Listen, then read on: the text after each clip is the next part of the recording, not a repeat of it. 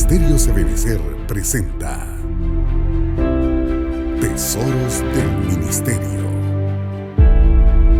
con el apóstol doctor Sergio Enríquez. Acompáñanos en este interesante tema.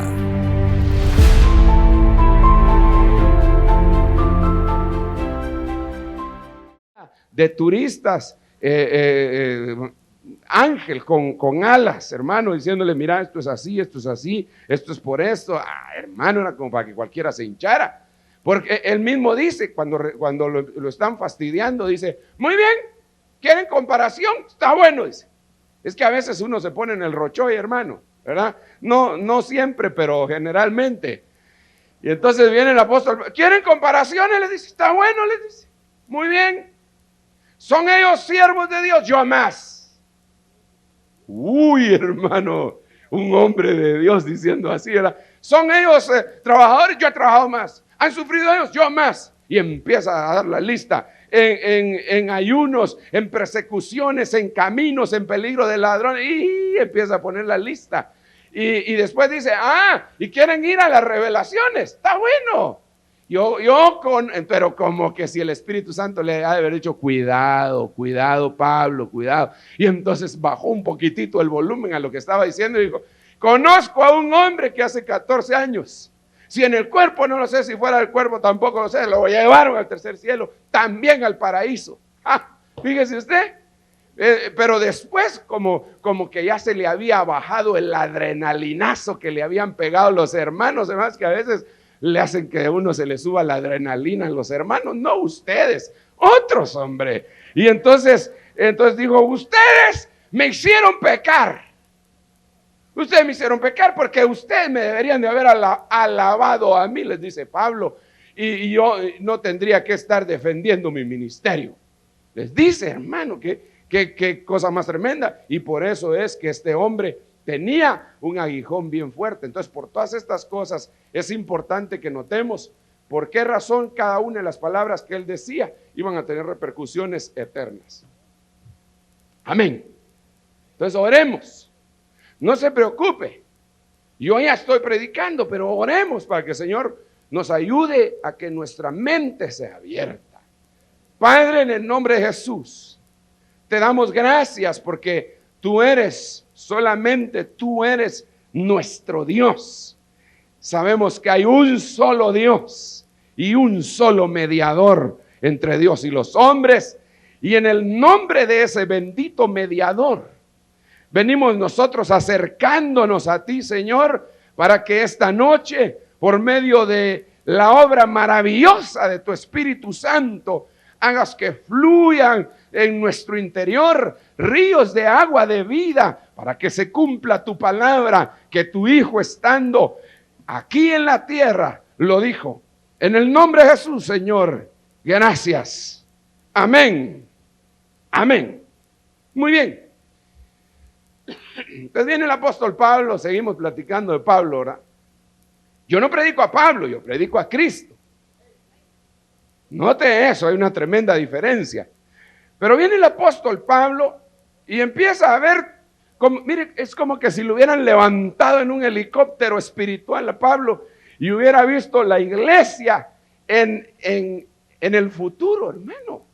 Pablo habla de unas cosas tan profundas que ninguno absolutamente en su tiempo las hubiera entendido, y por eso el apóstol Pedro dice: este hombre habla cosas muy difíciles de entender, que los inconstantes y los indoctos tuercen para su propia perdición. Esto quiere decir que no hay que ser inconstante, porque si uno es inconstante, digamos, si usted es inconstante en las cosas de Dios, usted corre el tremendo peligro de que cuando oiga una profundidad, la agarre por donde tía Lola, ¿verdad? Y entonces usted puede sufrir pérdida de algunas cosas espirituales.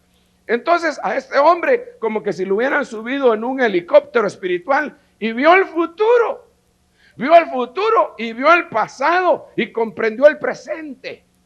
Entonces él empezó a vislumbrar que en el futuro iban a haber grandes problemas. Tanto es así que él viene y le dice a sus discípulos, a los discípulos del Señor que estaban bajo bajo su discipulado, bajo su enseñanza, les dice, miren, tengan cuidado, no se dejen mover fácilmente acerca de algunos temas importantes, como por ejemplo la parucía del Señor Jesucristo y nuestra reunión en torno a Él, porque no va a venir. Él estaba viendo el futuro. Él no estaba hablando tonterías, hermano. Él estaba viendo el futuro. Era un atalaya.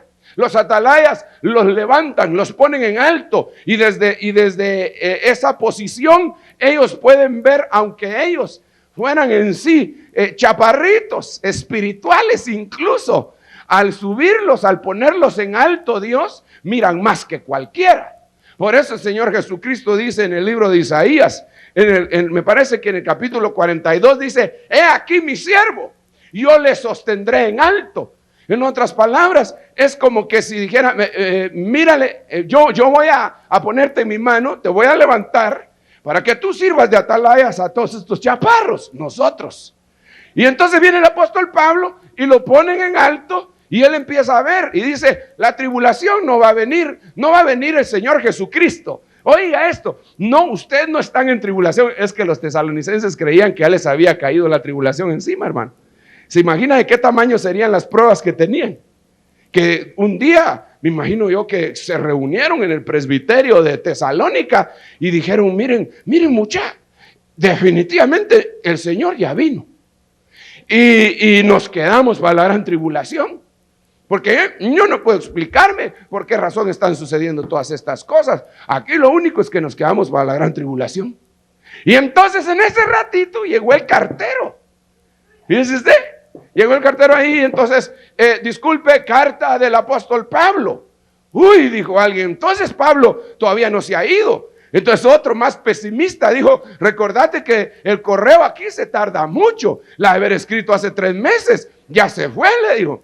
Entonces se sentaron, abrieron la carta, hermano, y entonces les contesta el apóstol, qué tremendo. Les dice, amados hermanos, acerca de nuestra comunión, nuestra reunión en torno al Señor Jesucristo y la parucía de Él mismo, no se dejen mover fácilmente, porque no va a venir, Él no va a venir hasta que se manifieste el movimiento de apostasía generalizado.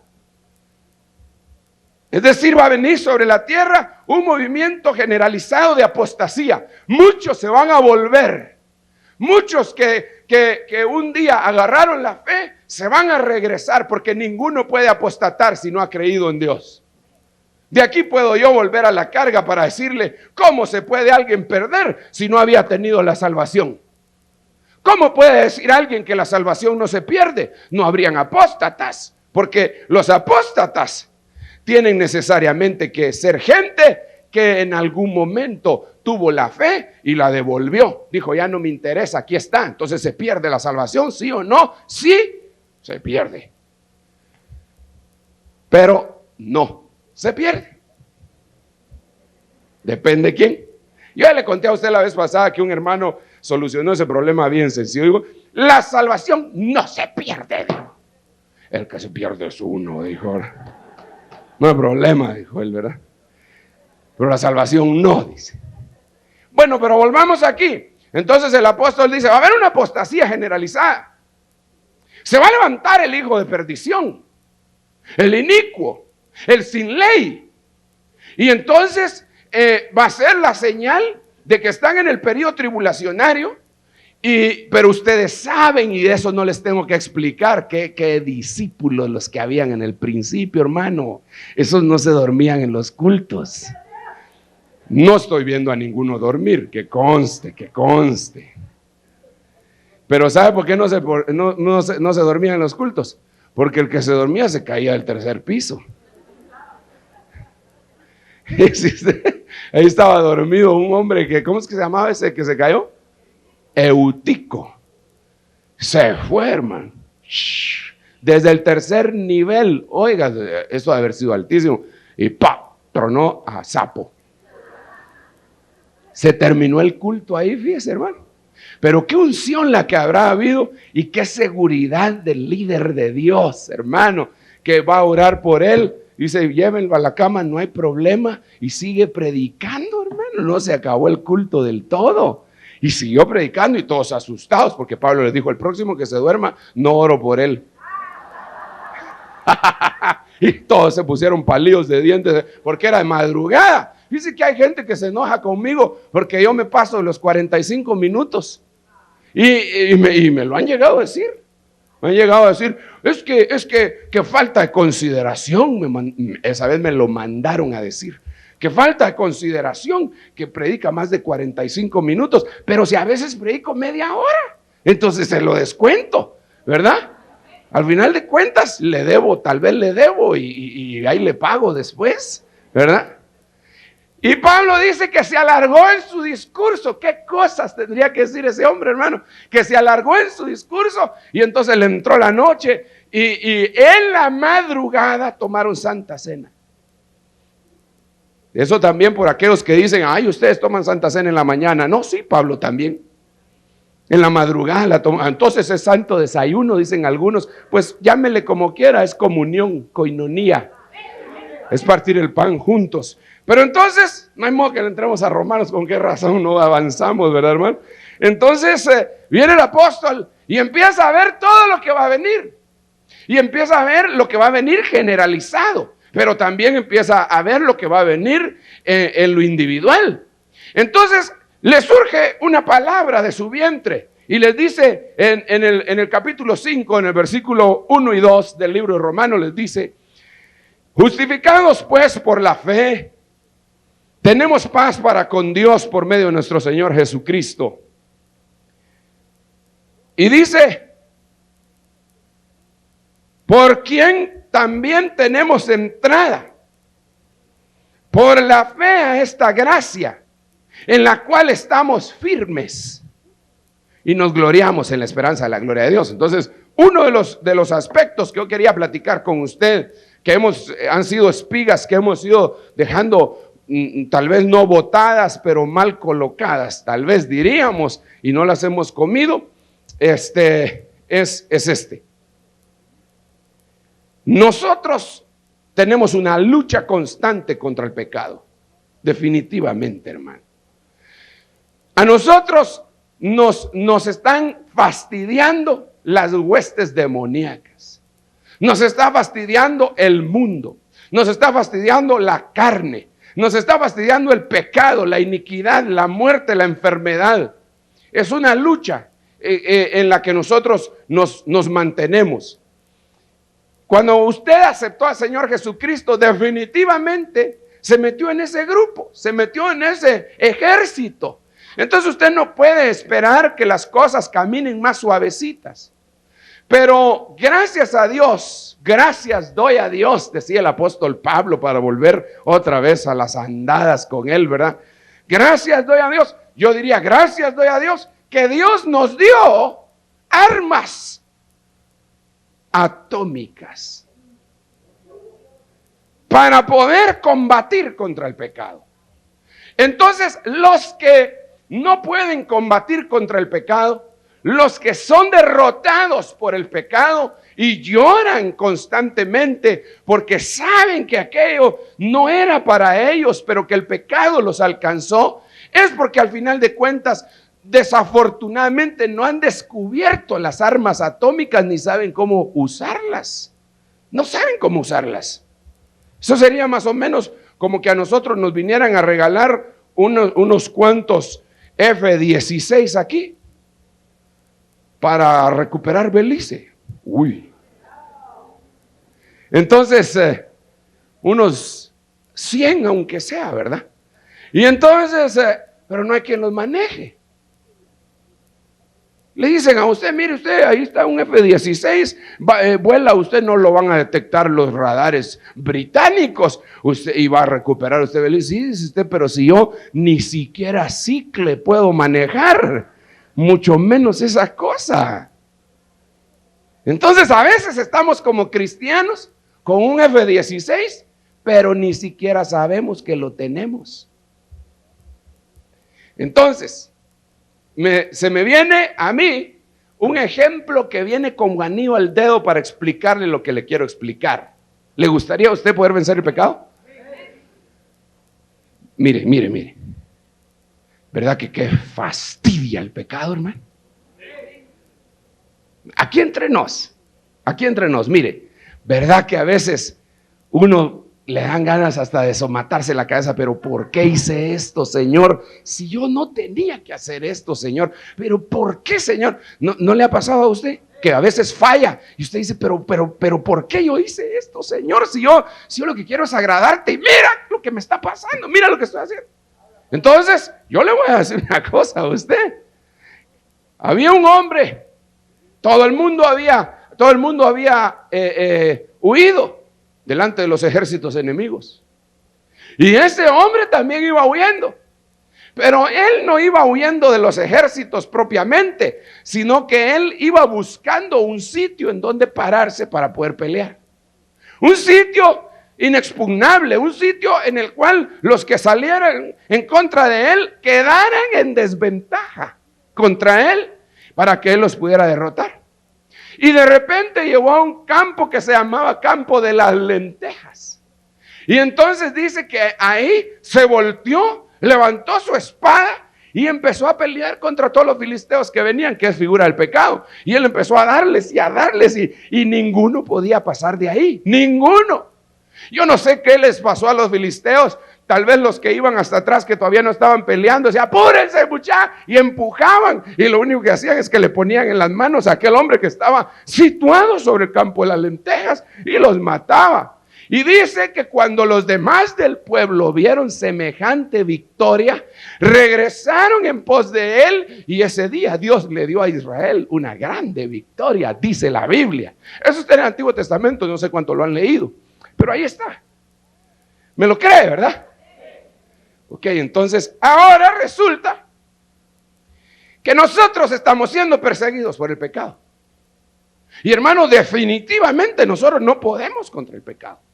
Perdone, pero nosotros solitos no podemos contra el pecado.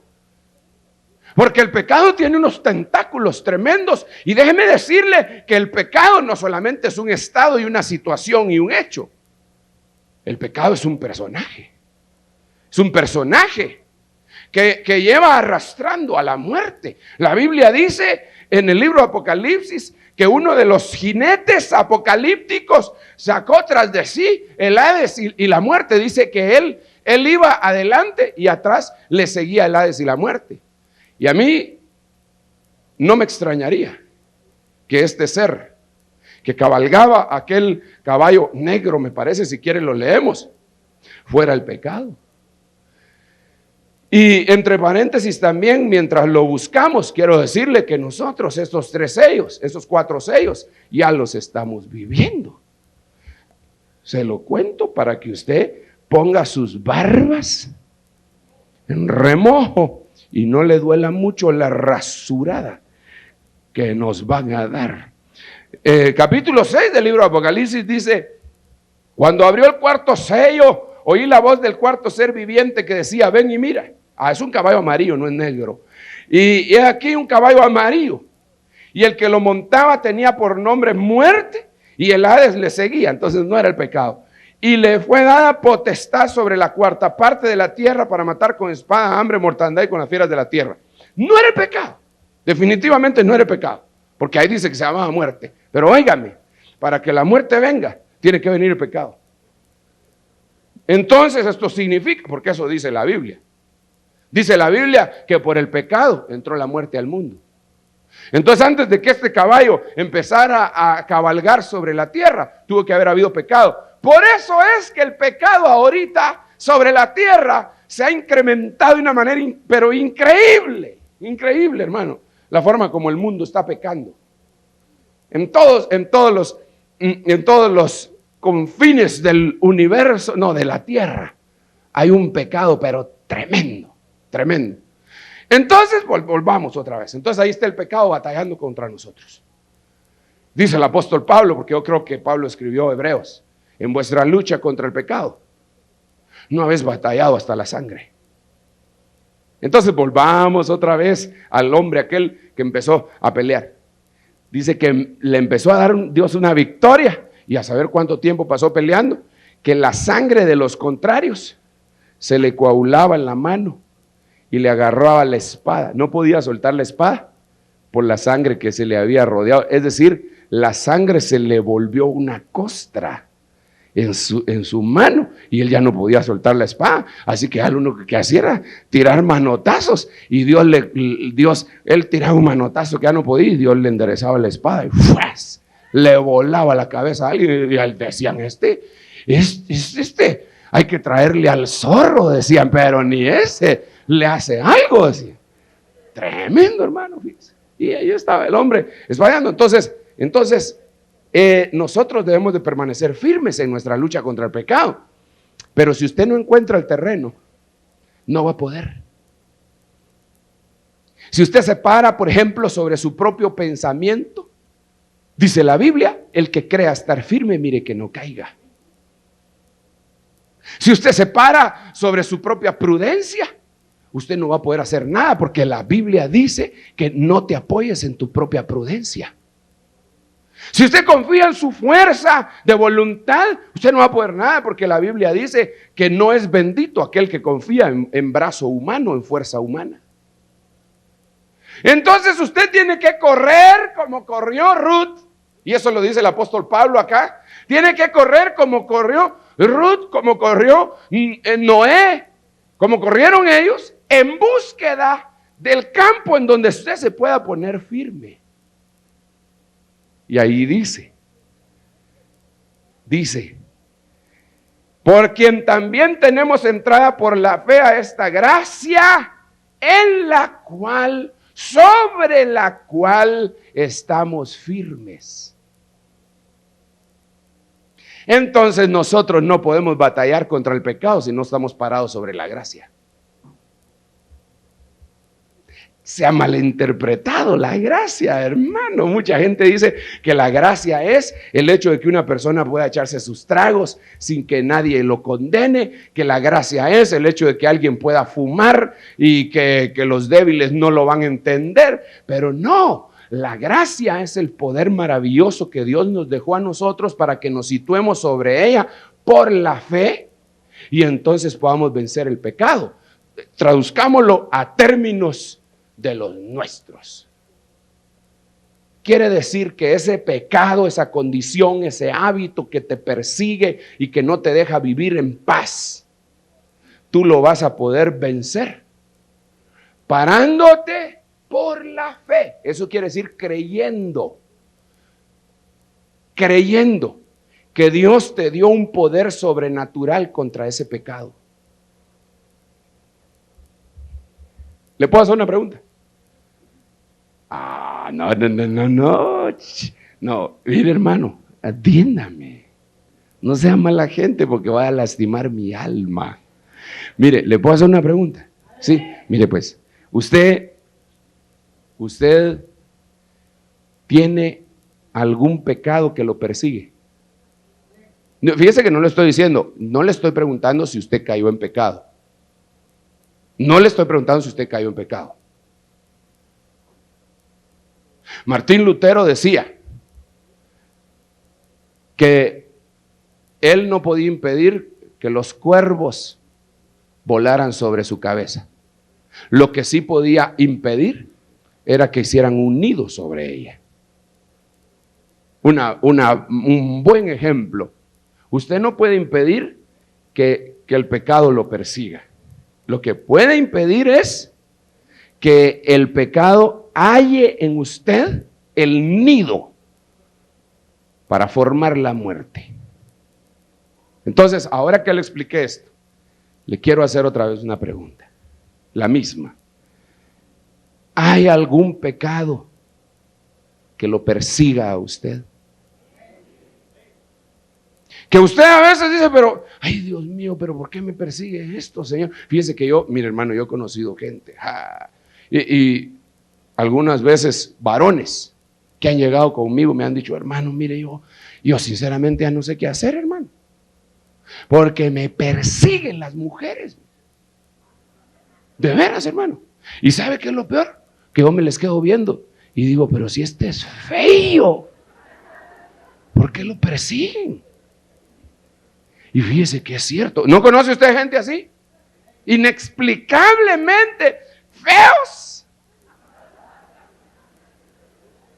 que inexplicablemente lo persiguen las mujeres. Fíjese que yo conocí a un hermano que un día estaba ministrando, hace años cuando empezó la administración. Nosotros todavía no sabíamos que teníamos que ser cuidadosos, no había que ministrar hombres a mujeres ni mujeres a hombres, o si se hacía debía haber un auxilio, digamos, de una hermana para cercano, para que no hubieran bombazos, ¿verdad? Y sí le manifestó el chamuco a la hermana. Y se le manifestó un diablo sensual, una diabla, ha de haber sido. Y entonces el hermano que estaba liberando empezó a ser atrapado. Entonces la mujer, motivada por el diablo, se le empezó a acercar, hermano, y a quererlo abrazar y tocar y besar. Y el hombre, hermano, estaba en una pieza porque no sabía si la que lo quería besar era la mujer o era el diablo, ¿verdad? Yo creo que si hubiera pensado que a la mujer no le hubiera dado tanto miedo, y se hacía para atrás y se hacía para atrás, y te reprendo, y nada que te reprendo, hermano, seguía como que sin nada aquella persona. Y de repente él le salieron fuerzas, se ha haber parado sobre el campo de las lentejas y empezó a pelear. Y entonces cayó la endemoniada, y el diablo le empezó a hablar y le dijo, no, hombre, le decía, no me eches, y yo te puedo dar todas las mujeres que te daba antes cuando andabas en el mundo. Hasta ahí me expliqué yo, porque yo conocí a esa persona en el mundo, yo lo conocí bien, y hasta ahí entendí por qué las mujeres se le tiraban a los pies, hermano. Hasta complejado me sentía yo, porque decía yo, Dios mío, pero ¡aleluya! ¡Dale un aplauso al Señor mejor, hermano! Mire, hermano, de veras. Mire, yo miraba cómo las mujeres le rogaban, y fuera de aquí, fuera. Y ellas agarradas de la ventana del carro, no me dejes, puro gángster. Y ellas, puro el correcaminos a la par, hermano. No estoy exagerando, solo en lo del correcaminos estoy exagerando. Entonces, a ese hombre lo perseguía ese pecado.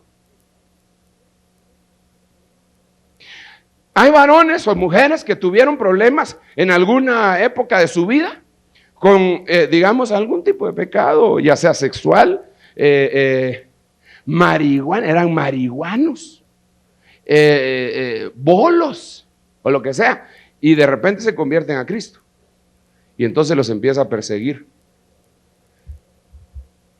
el pecado, pero en bandeja de oro. Y ellos empiezan a luchar y a luchar. Ay, por estas 24 horas no tengo que pecar. No, hermano, no puede ser así. Sino que lo que usted tiene que hacer es situarse sobre el campo de las lentejas. Situarse, permanecer firme por la fe sobre la gracia de Dios. Y entonces batallar. Y cuando el diablo le diga, no, si vos sos mi esclavo, ¡ja! Era, pero yo fui libertado y ahora soy siervo de la gracia y de la justicia, y ya no voy a dar mis miembros a la iniquidad. Aleluya. Por eso el apóstol Pablo dice en esta epístola, si usted la puede leer en casa, hermano, yo creo que la debe de leer. Dice en esa epístola, ustedes que antes le daban sus miembros a la iniquidad, ahora entréguenselos a Jesucristo, a la justicia. ¿Qué hacía usted con sus miembros, hermano? Usted no, pero algunos. Ahora tiene que entregar esos miembros para el Señor Jesucristo. Antes, qué fuerza la que tenía usted, ¿verdad? Vamos a pasear, le decían, a la playa. Y se lo decían a las 4 de la mañana y usted decía, amén, decía, ¿verdad? Y ahí iba pues. Hoy le dicen, vamos al culto. Y lo voy a pensar. Es que tengo algo que hacer. No, hombre, de la misma manera que antes se entregaba al pecado. ¿Usted se entregaba al pecado? ¿Sí o no? Entonces ahora entréguese de una mejor manera a Cristo. Amén. Porque es que si no, ¿cómo se sentiría? Mire, ¿cómo se sentiría usted que se enamora de una persona? Y esa persona cruzaba montes, pasaba el Niágara en bicicleta, hacía un montón de cosas por el amor de una mujer, como diría Julio Iglesias, ¿verdad? Y ahora esa persona se enamoró de usted, pero no quiere ni siquiera esperarlo 2 minutos debajo del agua. Debajo de una tormenta eléctrica, aguanta usted, solo porque le puede caer un rayo, no quiere esperar. Entonces, no ama a este como amaba al otro. Entonces, si usted se entregaba al pecado antes y ahora anda con ahí todo retrechero para entregarse a Cristo, entonces usted no ama tanto a Cristo como amó al pecado. Así de sencillo. Así que a mí no me vengan con cuentos, hermano. O somos o no somos. Muy bien. Entonces ese es un pensamiento que ya se me fue en predicación. Esto de estar firmes. Una buena noticia antes de seguir. Es que le voy a poner otro ejemplo maravilloso. Esta es noche contra el pecado. Entonces, una buena noticia es, usted puede vencer el pecado. Usted puede. ¿Por qué? Porque Dios le dio la gracia para vencer el pecado. ¿Se anima a vencer ese pecado que lo persigue a usted? Sea vencedor. Ok. Entonces, ahora, capítulo 7 del mismo libro de Romanos. ¡Hala! Por eso es que ninguno le entendía a Pablo. Porque Pablo decía que al permanecer en la gracia no iban a perseverar en pecado. Entonces los que no, mientras usted busca el capítulo 7, entonces le decían, ¿entonces qué? Perseveraremos en el pecado para hallar más gracia, para que sobreabunde la gracia. En ninguna manera, no es eso lo que estoy diciendo, les decía Pablo. No tuerzan lo que digo. Muy bien, capítulo 7, ya lo tiene, ¿verdad? ¿Acaso ignoráis, hermanos? Pues hablo con los que conocen la ley, que la ley se enseñorea del hombre entre tanto que éste vive. Porque la mujer casada está sujeta por la ley al marido mientras éste vive, pero si el marido muere, ella queda libre de la ley del marido. Así que si en vida del marido se uniere a otro varón, será llamada adúltera. Pero si su marido muriere, es libre de esa ley, de tal manera que si se uniere a otro marido, no será adúltera. Así también vosotros, hermanos míos, habéis muerto a la ley mediante el cuerpo de Cristo, para que seáis de otro, del que resucitó de los muertos, a fin de que llevemos fruto para Dios. Sigamos leyendo un momentito más, hermano. Porque mientras estábamos en la carne, entonces ya no estamos en la carne. Porque aquí dice que mientras estábamos en la carne. Bueno, sigamos. Las pasiones pecaminosas que eran por la ley obraban en nuestros miembros, llevando fruto para muerte. Pero ahora estamos libres de la ley por haber muerto para aquella en que estábamos sujetos, de modo que sirvamos bajo el régimen nuevo del Espíritu y no bajo el régimen viejo de la letra. Espéreme un ratito, déjeme explicarle así en 2 palabras esta cosa, hermano. En primer lugar, Pablo aquí no está hablando del matrimonio. Pablo está tomando una analogía del matrimonio entre 2 personas del pueblo de Dios.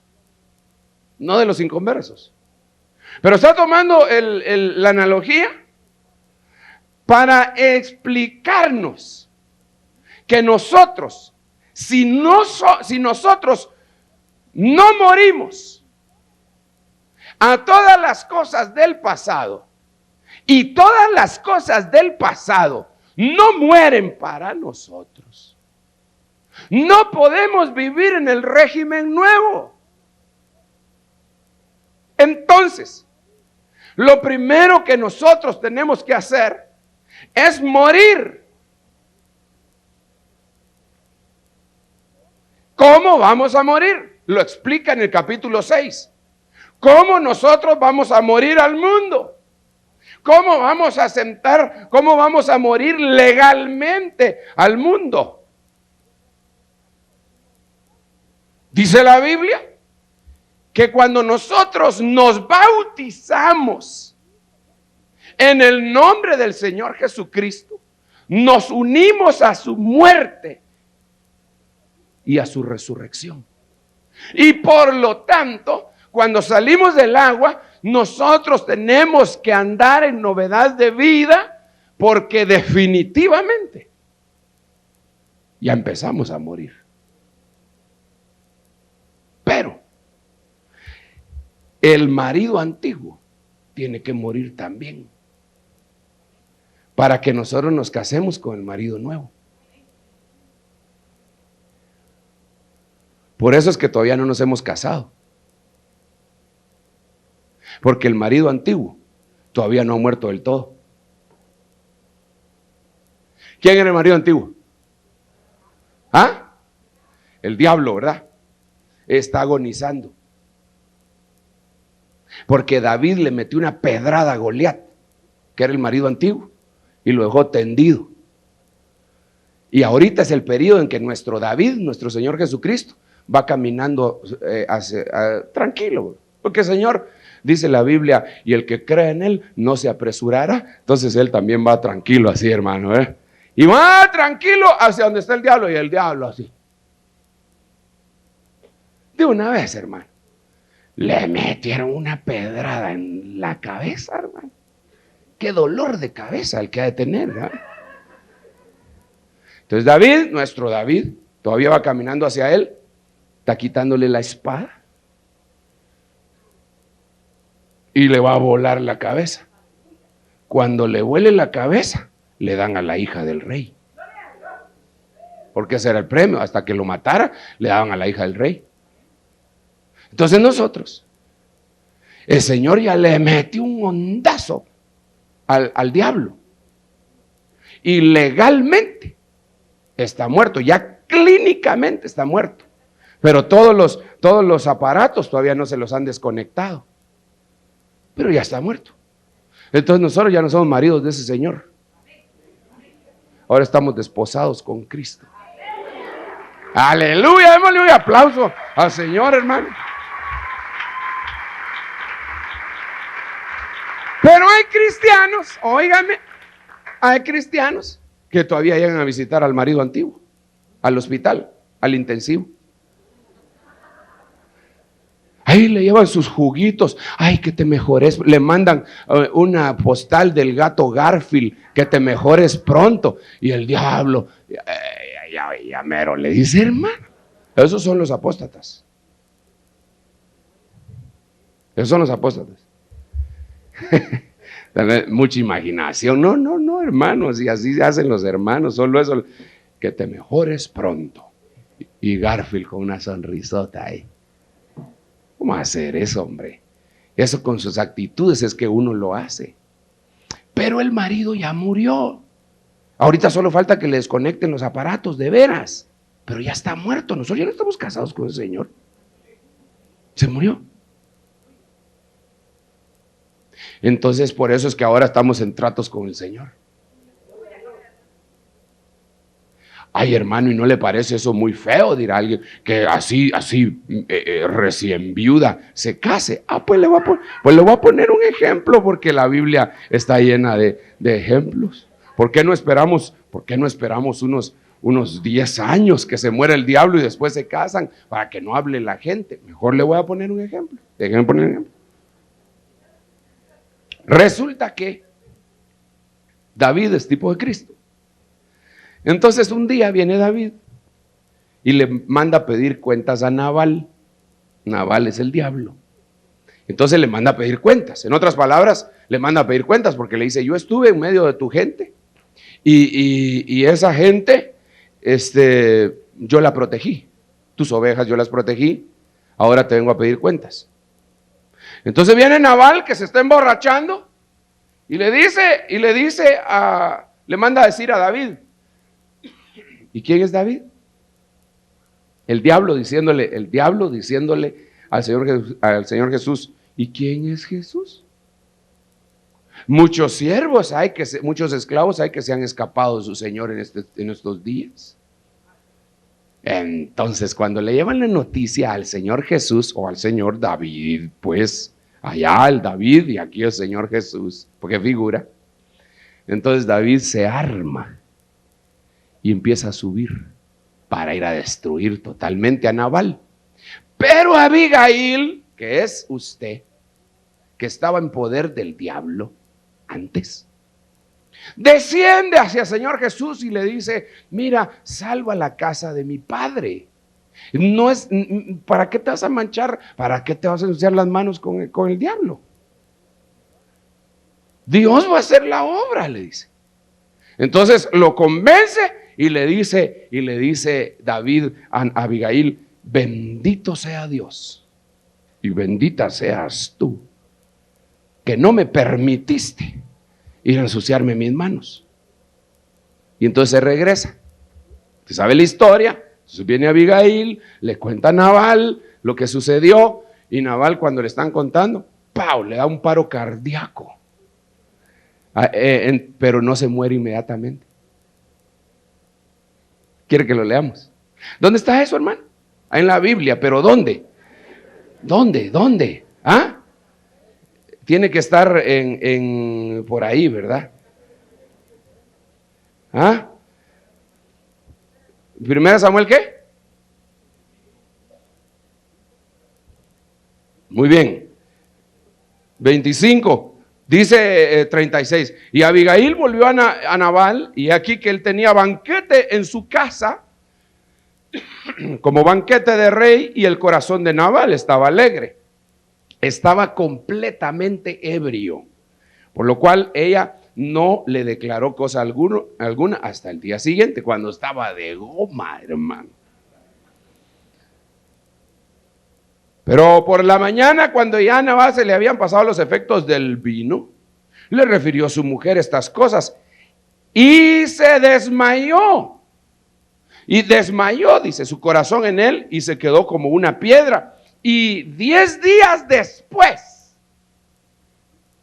Jehová hirió a Nabal y murió. Entonces el primer bombazo fue cuando le dio el ataque, ¡pau!, se quedó.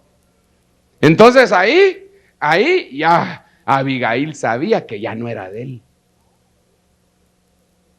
Dios la había libertado. Ahora ella había quedado prendada de David.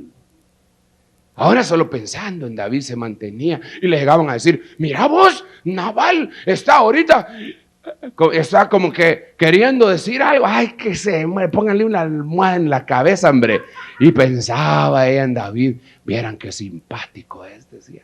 Es que vieran qué varón es señalado entre 10,000. Y empezaba ella a decir todo eso, enamorada de David. Así es la cosa. Ahorita ya hirieron de muerte al diablo. Ya el diablo legalmente está muerto. Entonces usted ya no es esposa del diablo.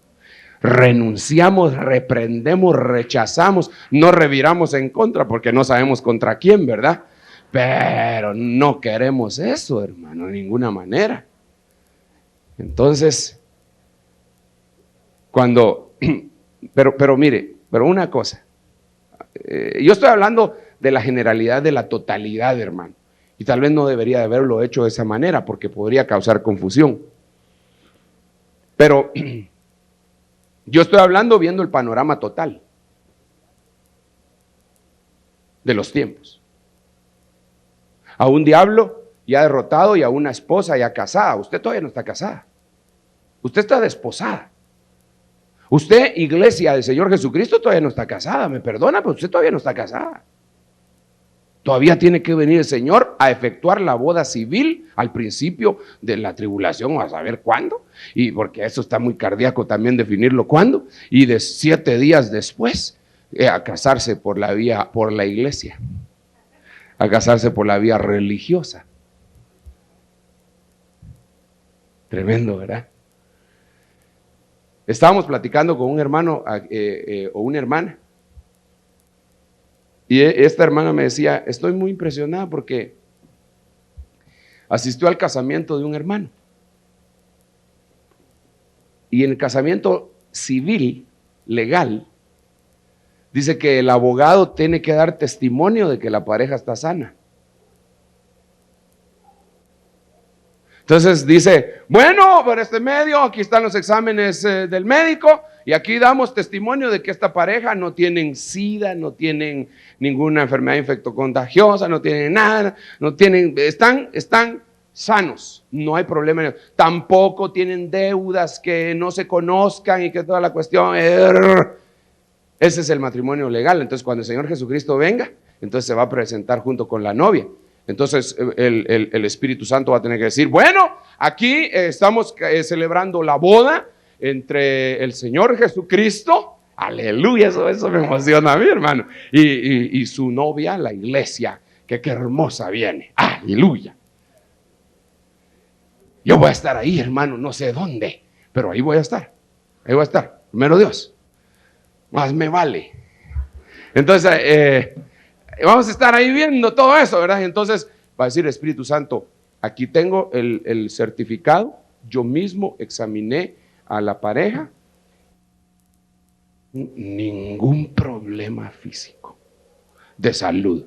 Ella no tiene raíces de amargura, ella ha sido trabajada en su alma, ella está perfecta, así que se puede casar. ¡Pau! La casan, pero se tarda 7 días la boda, la fiesta, porque los judíos eran fiesteros. Y se echaban 7 días de fiesta, fíjese usted. Y entonces al final viene el casamiento religioso. Y después la alcoba.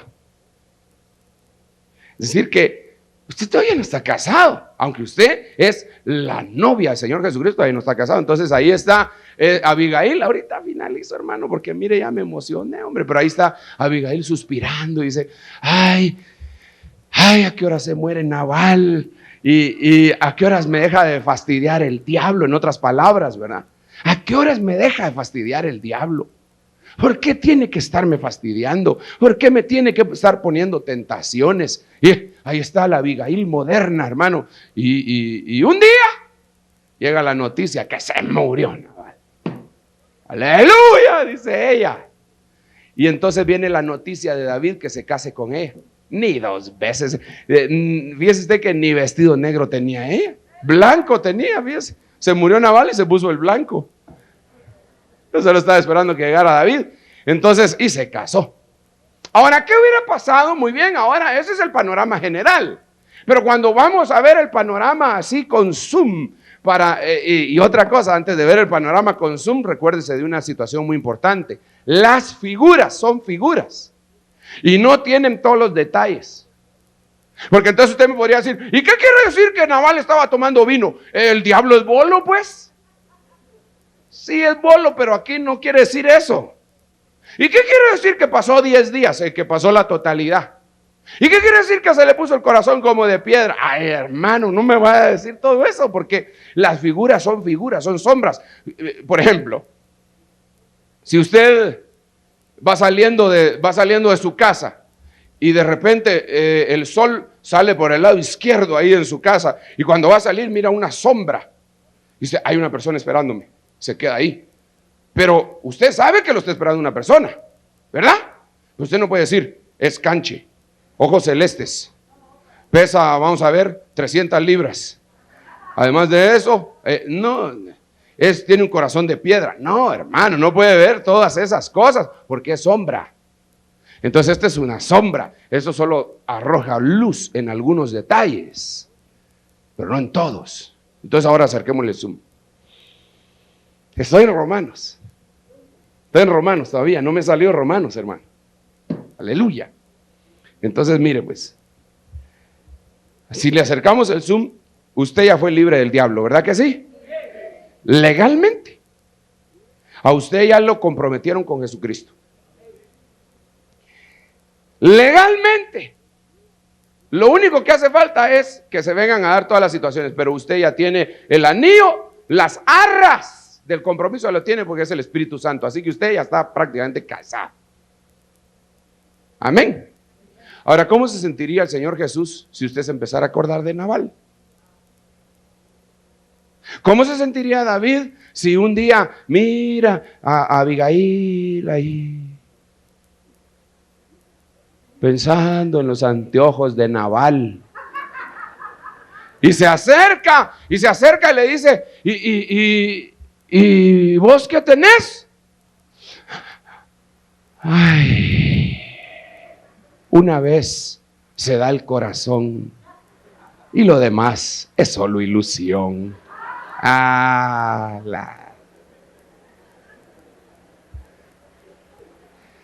enamorada de Nabal todavía. ¿Cómo va a poder ser feliz con su nuevo marido si está enamorada del otro? Pues hay muchos cristianos así, que están con el Señor Jesucristo, aquí están, y ay, los ajos y las cebollas de Egipto. Ay, los mariachis los días viernes allá en la plazuela, porque en la plazuela estaban cuando él era de aquellos, ahora están allá, ahora sí los pasaron en su lugar, ¿verdad?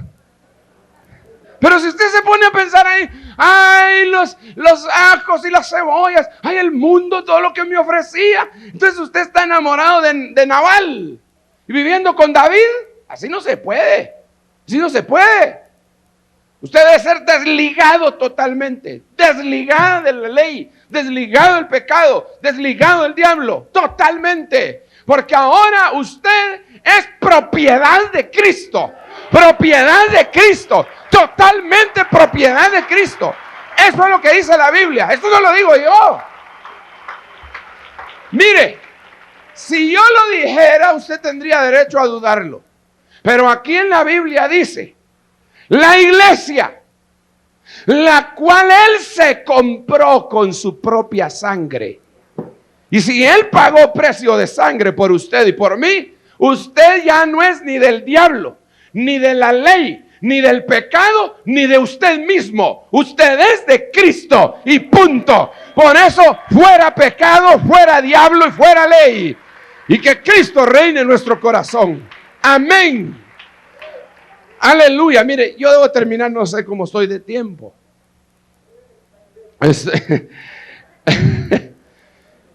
Vamos a finalizar acá. Pero yo le quiero decir a usted, usted debe irse hoy con este sentimiento tremendo en su corazón. Usted es propiedad de Cristo. El diablo ya murió para usted. Ya murió. Ya está muerto. Estará vivo para otros, pero no para usted. Usted es un hijo de Dios. Hijo de Dios. Iglesia del Señor Jesucristo. Eso es usted. Propiedad de Dios. Eso es. Usted debe de tener esa certeza. El diablo ya no es su dueño. ¿Se imagina que el diablo a veces todavía llega con los hermanos? ¡Ja! Sos mía. Les ¡ja! Que nada, que fuera de aquí, fuera abusivo. Soy de Cristo. Ahora, si tenés algún problema, dígale, si tenés algún problema o crees tener algún derecho conmigo, hablarle a mi marido. A ver si te animas. Ahí vociferando y entonces aparece el Señor Jesucristo. ¿Qué pasó? No, yo solo pasaba saludando por aquí, pues sabía que por aquí vivía. Nosotros somos esposa de Cristo, hermano. Por eso yo quiero insistir en eso, porque yo dije que el diablo no está muerto totalmente, pero eso es en la panorámica. Esa es en la panorámica. El cuerpo de pecado que utiliza el diablo no está muerto totalmente. Va a ser expulsado hasta que los amalecitas se mueran allá en la manifestación, hasta que nos saquen a nosotros la concupiscencia. Pero el diablo no tiene nada que ver con nosotros. Ya se rompió todo vínculo. Amén. ¿Dejé claro eso?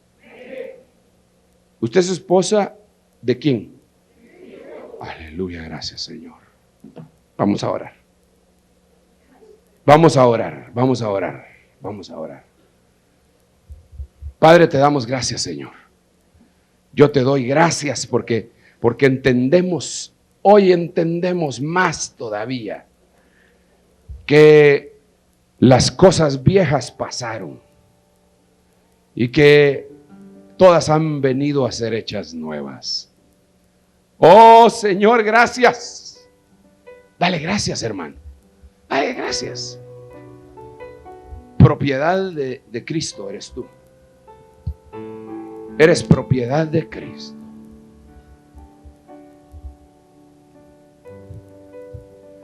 Oh, gracias, Señor, gracias.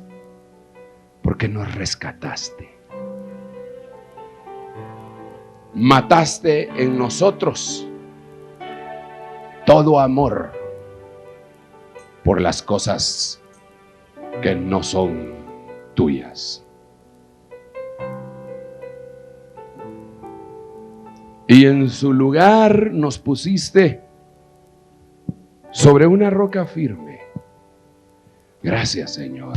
Dale gracias, dile gracias, Señor, porque ahora entiendo que parado sobre el campo de la gracia, firme en el campo de las lentejas, yo puedo adorarte sin pecado. Gracias, Dios mío, gracias. Porque para mí se ha muerto el pecado, la ley, el mundo y el diablo. Yo soy propiedad tuya, Señor.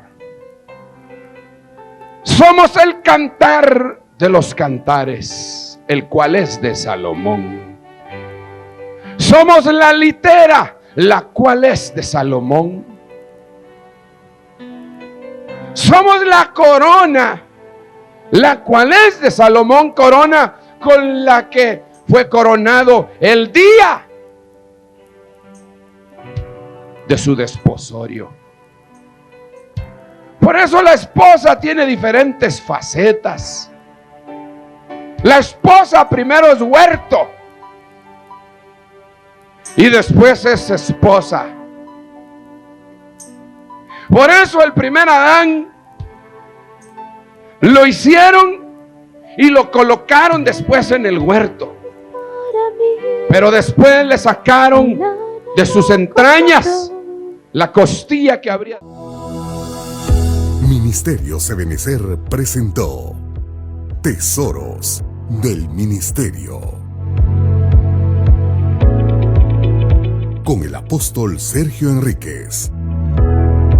Esperamos que este mensaje haya sido de edificación para tu vida. Acompáñanos los días martes, jueves por Rema TV.